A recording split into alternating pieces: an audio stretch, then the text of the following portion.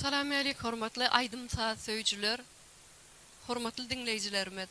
Şu aydymçylara, sadarnalara hormat goýýan muştaklarymyz. Siziň haýyşlaryňyz üçin ýene-de şutaýda bir kisanyk aydymy aýdyp bermekçi, ýaksa da inni hemde aýlamadmy diýen aýdymmy köp haýyş eden dinleýijilerimiziň hormatyny, haýyşyny esaslanyp şu aýdymlar size ýene bir gezek aýdyp berýär.